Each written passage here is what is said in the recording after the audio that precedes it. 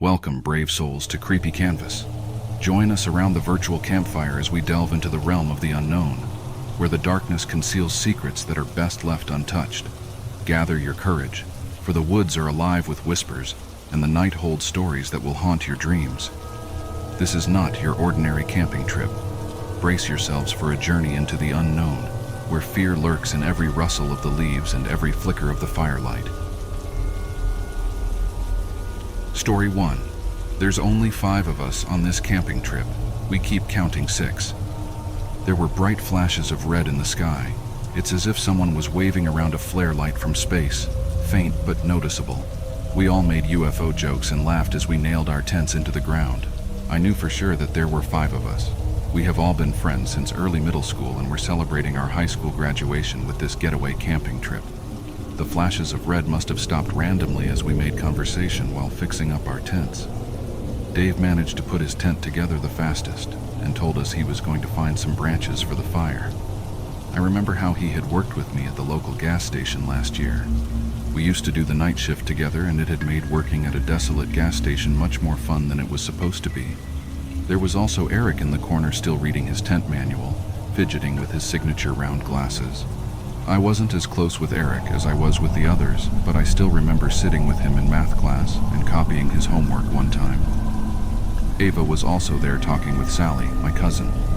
Both had decided to team up and work on one tent at a time.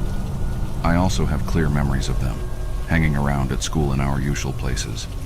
In fact, I even knew Ava's younger brother, as he used to beg to go with us wherever we went. I bring all this up because I'm sure that there were 5 of us, including me, and that I knew everyone in the group.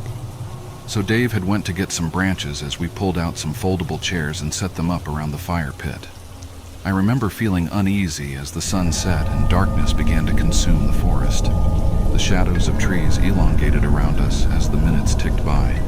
Eric went to get a flashlight from his bag while we wondered what was taking Dave so long. He appeared soon after, the harsh rustling sounds of the bushes signifying his return. We were all buried in our chairs at this point, covered by our jackets. The temperature had dropped quickly, and a slight breeze was beginning to pick up.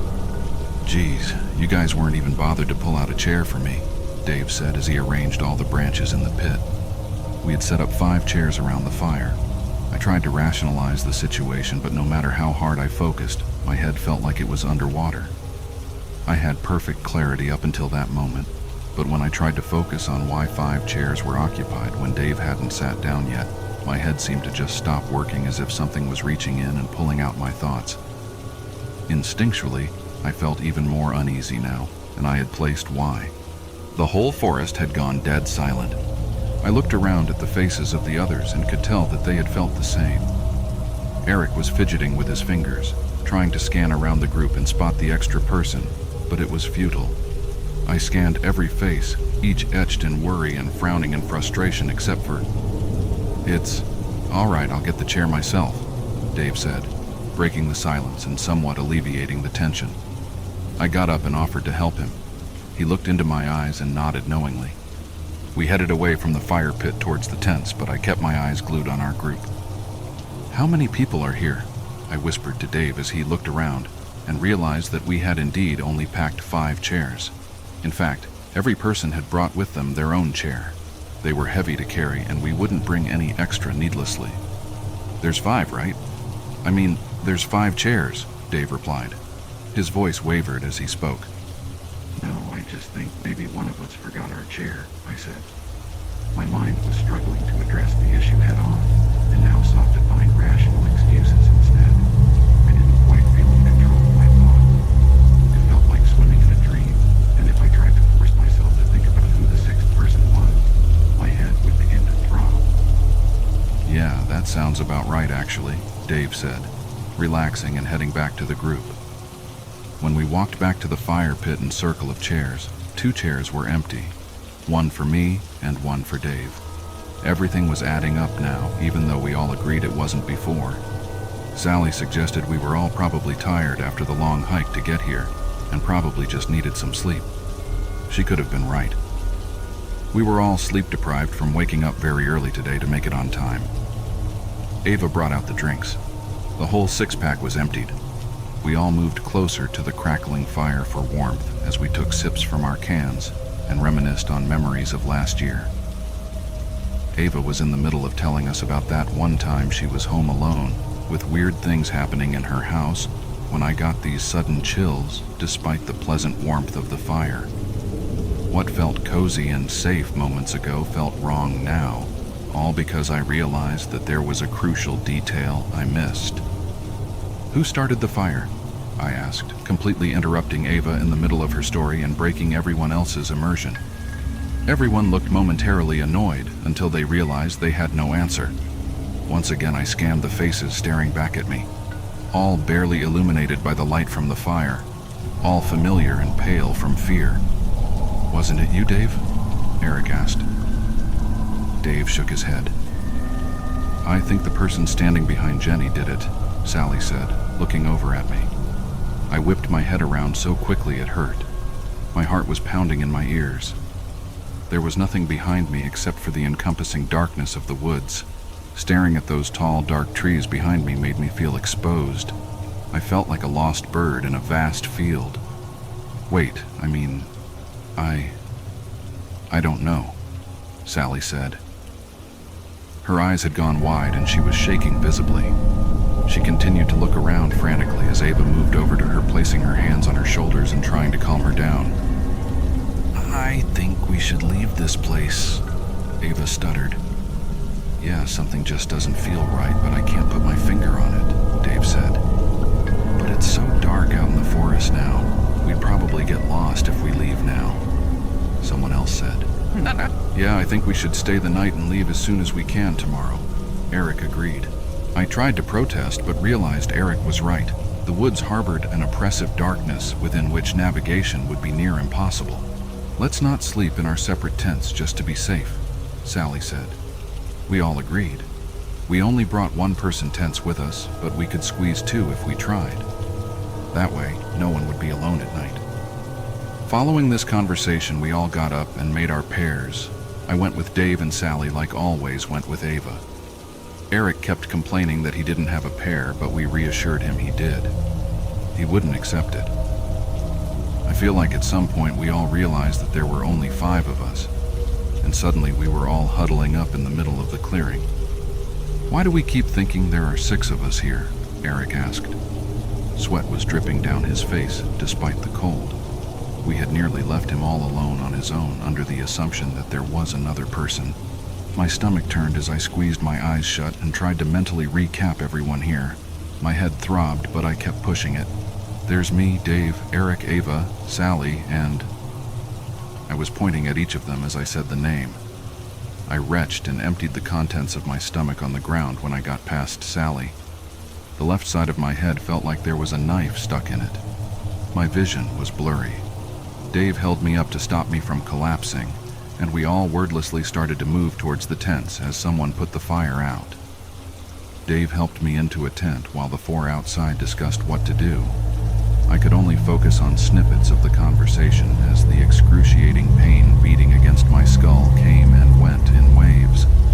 Sally had the brilliant idea of arranging 3 tents together so their openings faced together at right angles in a sort of U-shape, so we could sleep as close as possible and also limit the entrance to our tents. Dave was about to go to help as they worked outside, but I clutched his hand and asked him to stay with me. The tents took some time to arrange. I started to feel a bit better once everyone got settled into their tents. A quick head count confirmed there were 5 of us. Eric would have to sleep in his tent alone, but he was more comfortable with it since all the tents were very close now. Looking back now, I think he was just trying to put a brave face on for us. I regret that moment deeply, letting him sleep in his tent alone. He was always less integrated in our group and knew that none of us would pair with him. Just before going to bed, we all agreed to leave as soon as the sun rose in the morning. I remember taking one last look outside the tent into the forest before trying to fall asleep. The wind had picked up and the tree branches were swaying gently. Beyond our clearing was just pure darkness. It felt like the trees were closing in on me. With the faint moonlight illuminating our clearing, I turned my head to look over at the 2 tents we had left out and saw someone standing next to them. Despite the circumstances, Sleep came quickly and easily. Ava's shrill scream woke me up in the middle of the night. Dave and I ripped our tent door open to find Sally and Ava looking into Eric's tent. We pushed them aside. Eric's sleeping bag was rolled up. He was still inside it. His head in the center, face contorted in utter agony. The rest of his body rolled around it with the blue fabric now dripping with dark blood. Dave zipped up the door of the tent. Ava was in shock. Her eyes had become glassy and unfocused. Sally was shaking her repeatedly, tears streaming down her face. Dave picked up his torch and yelled at us to get up and run. We left the campsite behind and entered the trail we had come from. The five of us huddled together, Dave leading in the front as he cast his weak flashlight over the path so we could see it. All we had to help us get through this 2-hour trail was a small, white circle of light. Even the moon failed to illuminate our surroundings through the dense foliage. Ava tripped and fell, twisting her ankle. We came to a stop. Someone said they knew how to splint it so we could keep going. They dragged her into the woods instead. It happened too quickly for any of us to process. Sally was about to run after Ava when Dave held her back. She struggled and managed to free herself, running into the trees to follow the echoes of Ava's screams. I was about to run after her, but Dave held me by the shoulders and shook me hard. "We need to get out of here, Jenny, please," he said. I hesitated but jolted into motion again when Sally's voice was cut off abruptly. She had been calling out Ava's name as she ran after her. Dave and I continued to run down the trail, trying to get to our car so we could get out of here. There was nothing we could do. At some point, there were 3 of us running on the trail, Dave and I shoulder to shoulder while someone followed us closely behind. "Dave, who's behind us?" I gasped. My heart was threatening to burst through my ribcage and my legs burned. He turned to look at me. Confusion transformed into fear on his face, and then into rage. "You keep running," he told me as he produced a pocket knife from his pants. He handed me the car keys, which I nearly dropped. Then he turned around suddenly and jumped at whoever was behind us. I continued to run in fear as the sounds of a struggle grew behind me. I tripped and tumbled through the trail for what felt like hours. I didn't allow myself to stop. I almost cried when the trail ended and I walked out into the familiar car park. Not wasting a second, I ran to the car and started it up, accelerating out of that forest and onto the highway within mere seconds. I'm typing this post out at a rest stop. My phone has finally regained service and I've called 911 to try and explain the situation. I don't think they believe my version of events, but they sent a car my way regardless. As I wait, the sun is finally starting to rise. After I hit the post button on this, I'm gonna check why the person in my back seat has been so silent the whole time. Story 2. The Creature in the Pines. My day started just like all those before it that month. Dark, lonely. I got up around 7:30 like usual. Nothing was happening. Nothing ever was. November was always one of my favorite months, a gateway to winter. I usually only went in the woods in the wintertime. Ticks scare me. You never know what they could be carrying. I live in a densely forested part of the United States. Won't say where, but there's tons of forest, streams, rivers, etc. It was a very boring and lonely few weeks leading up to my decision. There was nothing going on and nowhere I had to be, so I decided I was going to go hunting. I collect guns and military gear, rifles, shotguns, and handguns, backpacks, jackets, tactical accessories, etc. I've never been in the military, but I like the stuff. I wear combat trousers tied around my combat boots nearly every day. I chose all the basic stuff to take with me: backpack, sleeping bag, tent, just all the necessary stuff to be out there. For my guns, I brought my Remington 1100 TAC-2 semi-automatic shotgun and my Ruger Super Red Hawk 44 Magnum revolver. I also brought a bottle of Sazerac whiskey and a small box of cigars. When I first picked up my gear, I realized how heavy it really was, but decided to carry on into the forest anyway. I left my house and began walking down the edge of my property towards the woods beyond. Everything was perfect at the start. Perfect temperature to note, a nice cool 40 degrees Fahrenheit. I always liked it cold. I picked a great day to start out. The sun was out, not a cloud in the sky. And it wasn't supposed to rain for the next week.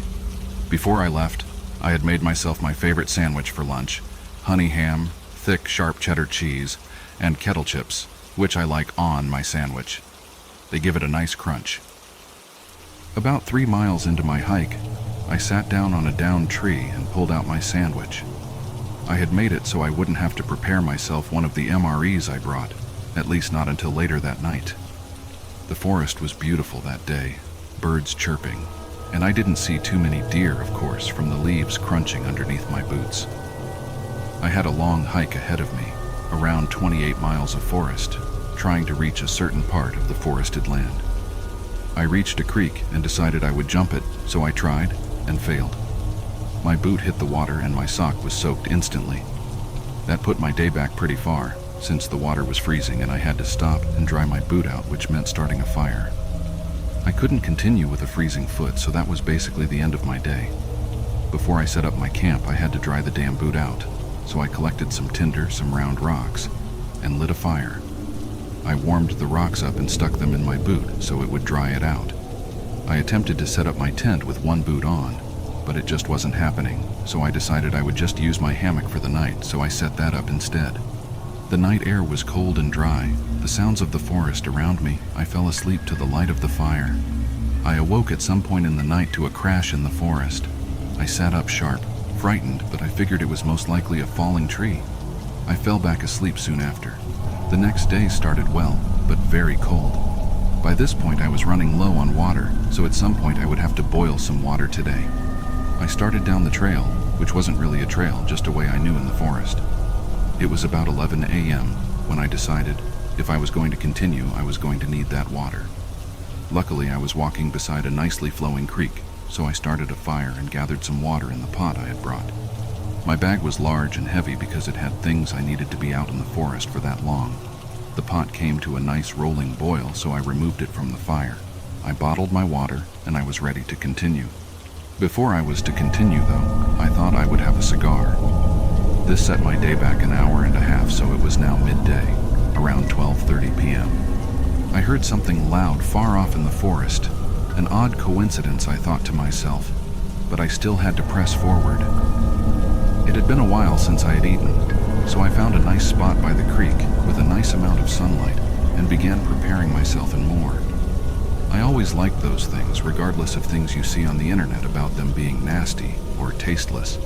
If you get the right one, they can be great. Chili and macaroni, one of the best. I began heating up my food in the heater bag, provided in the MRE. Hot food was a great motivator to carry on, really picking up the mood. High in calories, you really only need to eat one a day. I poured some of my drink mix into my bottle and picked up my gear. I started once again walking along the creek, just as I had before. After about 30 minutes of walking, I smelled something, a familiar smell, the smell of death. I was the curious type, so I naturally wanted to investigate. I followed the smell for a few minutes until I found its source. A deer carcass. What I was looking at was something I had never seen before. The carcass was missing its front legs and looked as if it had been turned inside out, almost unexplainable, as it was just a mess. The intestines had been strewn everywhere, blood and fecal matter spread across the leaves and pine straw. What could have done this? I vocalized to no one, in disbelief. The longer I looked, the higher the risk of losing my chili and macaroni was. I had to step away and compose myself. At first I thought maybe a bear, but there was no way this was a bear. The damn thing was eviscerated. I did some closer investigating and a thought popped into my mind, so I got closer, reached down and stuck 2 fingers in between some folds of flesh. The fucking thing was still warm. It was time to go. I picked up my bag and began quickly down the edge of the creek. What the hell had I just witnessed? I wanted to get as far away from that thing as possible. Still shaken up about the previous event, I tried to forget about it, but it just kept me wondering. I was still about 20 miles from my destination, so I had to keep pressing on, for I only had about 3 hours of sunlight left. I reached a small clearing, which I decided I was going to set up my small camp in for the night. I had about an hour of sunlight left, and the creek was a short walk away. I walked towards the creek with my pot to collect some water, got to stay hydrated. When I made it back to camp, I set the water down and started my fire, which I had already collected the tinder for prior to going to get water.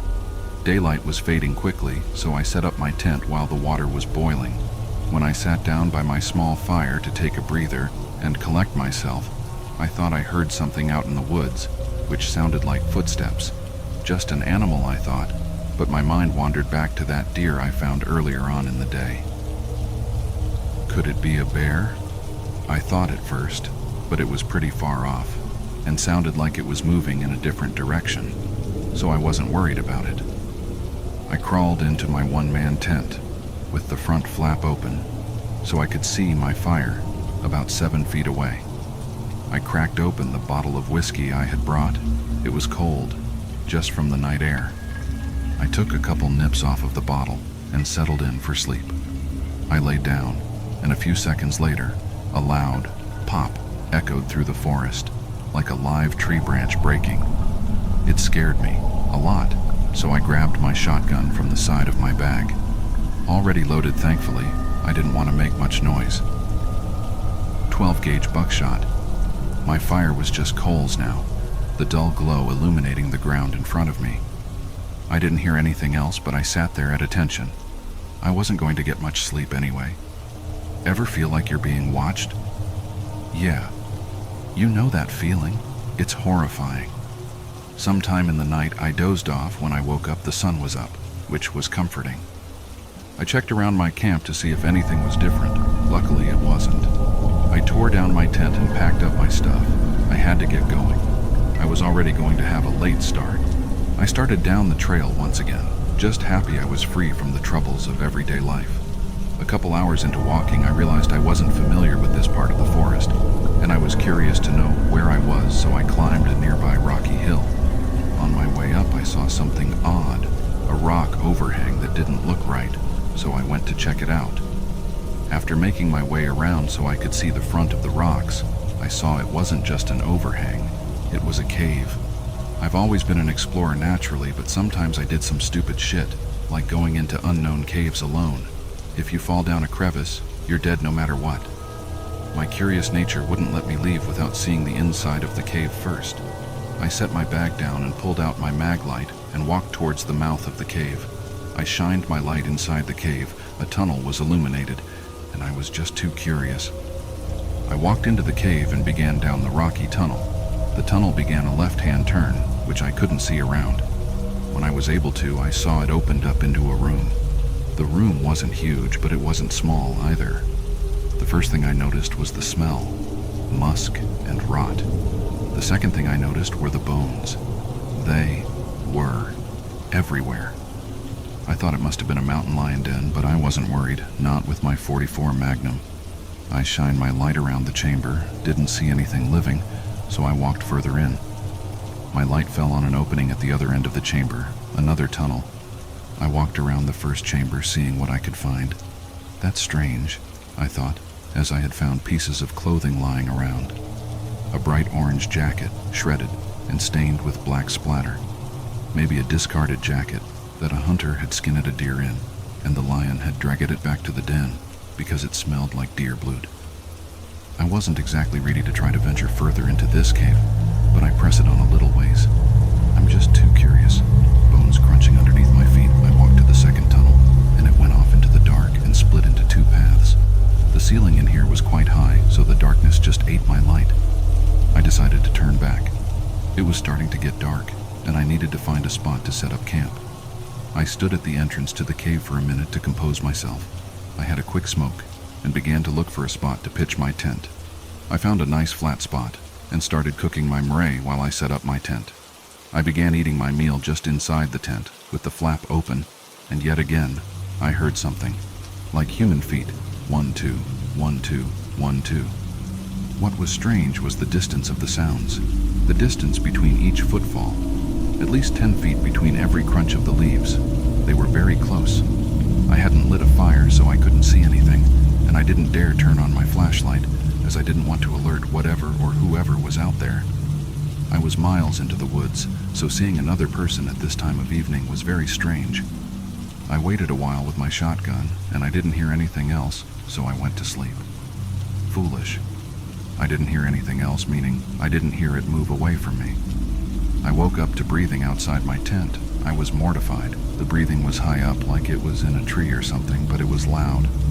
I picked up my shotgun, which was laying beside me, and sat up slowly. The breathing continued as I sat there, motionless. It had not occurred to me before then, but I had left my tent flap open. Not that it would help much being closed. I clicked the crossbar safety on my shotgun off. It clicked a little louder than desired, as the gun was fairly new, and the breathing seemed to move closer to the surface of the tent, and I could almost hear sniffing. I was paralyzed with fear, gripping my shotgun in a death grip. Then it hit me. I was breathing very lightly through my mouth until now, and I took a deep breath through my nose. The smell of carrion and rotting flesh filled my nostrils as I winced from the smell. At that moment, I realized I was going to die if I didn't do something. I carefully slipped my .44 Magnum out of my bag, tucked it into my waistband, and picked up my flashlight. I listened for the breathing, and I aimed my shotgun at the roof of the tent where I heard the breathing coming from, took a deep breath, prepared myself, and fired. A thunderous roar emanated out through the still air, and I would have pissed myself if I wasn't already in motion. I bolted from the tent, clicking my light on as I ran through the forest. The creature roared again as I heard thunderous footsteps behind me, quickly closing the distance. Trees snapped and fell as the creature gave chase. I quickly changed direction and bolted right, jumping the creek with the adrenaline coursing through my veins. It had momentarily lost track of me, so I took the chance to turn around to defend myself. I shined my light around in the area I heard it, and I spotted what was chasing me. In the very short moments that I got to look at it, what I saw horrified me beyond belief. The thing was at least 15 feet tall, bipedal, with pale gray skin. Its head was similar to a dog's head, but much larger and longer. Spiraling horns shot out from the top of its head, each at least 3 feet long. Long, sharp scythe-like claws on its hands and feet. Pale jet black eyes trained on me. It charged me. Beginning to close the distance rapidly, I raised my shotgun and unloaded the tube into the beast's chest. 5 shots. Thank God I had bought an extended tube for my shotgun. The beast roared in pain, but seemed only stunned by the shots. I turned and began to run yet again, trying to put as much distance between myself and the beast before it came to its senses and began to give chase. I ran faster than I ever had before. I slowed down momentarily, fumbling in my pocket for more shotgun shells, and luckily I found some. 4 1-ounce slugs. I loaded them into my gun, trying not to drop any as I jogged through the forest, holding the light between my teeth. A thought came to me. I remembered my light had a strobe function. Maybe it would disorient it, I thought as I ran. My heart dropped as I heard a roar and heavy footsteps pounding the forest floor towards me. I switched my flashlight to strobe and turned to face the beast. Through the flashes of light, I saw the creature making 10-foot bounds towards me on all fours. I focused the light in its eyes, as I assumed it was mostly nocturnal, in the moments I had enough time to think. The beast slowed down drastically as it tried to cover its eyes, fumbling to its right and ramming into a tree. It roared in anger, stood up on its hind legs, and splintered the medium-sized maple tree with its claws. I raised my shotgun, blasted all 4 slugs into the creature's torso. It roared in pain, but again seemed relatively unfazed. I reached for more shells, but found none. I had left them in my bag, which I had ditched when I ran from the tent. I still had a .44 Magnum and a pocket full of rounds. I drew my .44 from its holster on my hip, pulled the hammer back, and nailed the creature once in the head. The results from this shot ended in making the beast angrier. It threw its arms to its sides and roared a primal roar of rage and charged. I bolted right around a large pine tree as the beast was nearly on top of me. It smashed the tree with its claws, sending chips of wood flying at me. I dodged in between trees as I ran from it yet again. I turned yet again, hitting in the eyes with my strobe light, stunning it momentarily. I had no idea how far I had run, but I pressed on. The sun was beginning to rise, overcast clouds in the sky. Vision was gradually improving, working to my advantage. Still being trailed by the creature, as I ran right out of the tree line and directly into a road. I had never been so happy to see pavement in my whole life. The sight of something man-made filled me with determination, as I had no intent of being shredded today. There was no way I could avoid it in the open, so I darted back into the tree line and began to run along the tree line down the road. I turned once again and unloaded the rest of my cylinder into the creature. It jerked in pain and frustration as I began to increase the distance between us. Then I saw it, headlights in the distance, maybe a mile out. I was running towards it as it was driving in my direction, so the distance was closed quite quickly. When it was about 200 feet away, I ran from the tree line in front of the truck, a 1970s Chevy. It pulled closer and began to slow down as I ran towards it, yelling. The driver must have seen the creature running after me and screamed for me to jump in the bed, which I did. The truck tires screeched as it peeled away. We began picking up speed as the creature gave chase. It began to bound and leap on all fours as I opened the cylinder on my revolver and began to load each round. Just as I closed the cylinder, the creature had gotten close enough to reach the truck, slashing at the back of the vehicle, smashing the tailgate off. I unloaded the gun into the creature's face as it fell backwards. Unable to pick up enough speed to catch the truck again, it roared and bounded back into the forest from which it came. I sat back in the bed of the truck and began to laugh as the distance between that thing and I increased. Just glad I was able to escape with my life. If you're ever alone, deep in the woods, and feel like you're being watched, you probably are. Story 3. The Ancient Cabin. The fire crackled and cast dancing shadows on the trees, their long, gnarled branches reaching out like skeletal fingers. My friends and I huddled around the warmth, reveling in the camaraderie that only a camping trip in the heart of the mysterious woods could bring. Little did we know that the veil between the familiar and the otherworldly was thinning with each passing moment. The night was deepening, and the forest seemed to grow darker with an unsettling energy. Despite the laughter and banter, a sense of unease lingered in the air. Perhaps it was the distant howl of a lone wolf or the rustling leaves that carried whispers of secrets unknown. As the fire dwindled, so did our confidence, and an unspoken tension settled upon us like a heavy fog. I decided to shake off the eerie feeling by volunteering to gather more firewood. Armed with a flashlight and a determination to dispel the creeping unease, I ventured into the inky blackness of the forest. The trees loomed over me, their silhouettes merging into a disorienting maze. With each step, the night seemed to swallow the path behind me, leaving only the narrow beam of my flashlight to pierce the darkness. As I trudged deeper into the woods, the usual sounds of nocturnal creatures fell silent. An unsettling stillness enveloped the surroundings, broken only by the distant hooting of an owl. The air grew colder, and my breath formed misty clouds in the flashlight's glow. A foreboding sensation clawed at the edges of my consciousness, urging me to turn back. Ignoring the nagging feeling, I pressed on, determined to return with enough firewood to dispel the encroaching darkness. I stumbled upon an ancient, dilapidated cabin nestled in a small clearing. Its windows were shattered and the door hung loosely on its hinges, creaking eerily in the wind. Despite the obvious signs of abandonment, a flicker of curiosity compelled me to investigate.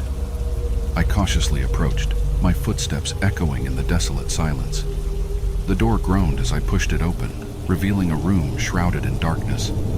My flashlight illuminated dust-covered furniture and cobwebs that clung to the corners like spectral veils. The air inside was thick with a musty scent, as if the cabin itself held its breath in anticipation. As I explored the derelict dwelling, a peculiar feeling of being watched settled upon me.